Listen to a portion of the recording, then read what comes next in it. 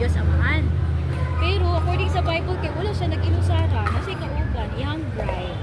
Sa to ila-ilahon kinsa na iyang bride. Kailan mo si kinsa iyang bride? Wala sad. Sige. So, karon ako i-share sa inyo. Ha? According sa Revelation chapter 21, ang bride po kay mao ang wife sa lamb. Oo, asawa siya sa lamb. Kailan mo kinsa ang lamb sa Bible? Katong kordero sa Diyos nga nagawagtang sa sala sa kalibutan. Kailan mo niya? Wala. Okay. So, actually po, according to John chapter 1 verse 29, ang karnero or ang lamb sa Bible po kay nag-represent kang Jesus. Oo. So, karon kaning lamb diri nga si Jesus, so katong spirit kagani nga kauban sa bride, kay usa lang na sila. Pero kani siya nga Jesus kay nagpasabot sa katong mubalik sa ikaduhang higayon nga Jesus. Oo. So, karon kinsa daw ang bride nagipakita dinhi po? Siya ang Jerusalem. Now, what is our relationship kang Jerusalem? According to Galatians chapter 4 verse 26, ingon diri ang Jerusalem nga naa daw sa langit sa above is free and she is our mother. So, but pasabot kung ang Dios Amahan kay gitawag na tug amahan daw how about ang iyang asawa? Unsa tawag nimo sa asawa sa inyong papa? Mother. Ha? Asawa sa inyong papa. Unsa tawag? Mama. Mama.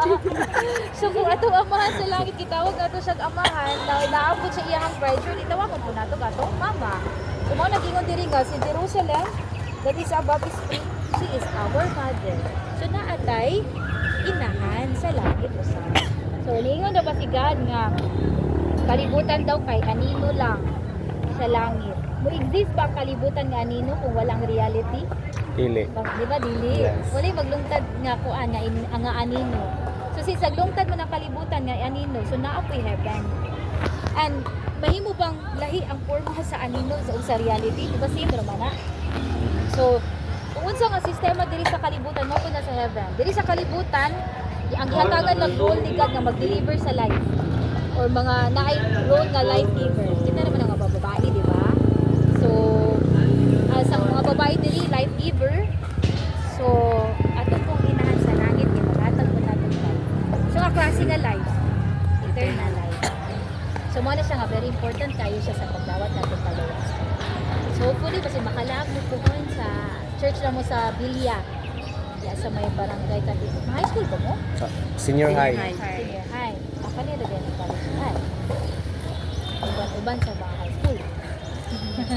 Si section mo? Ugma.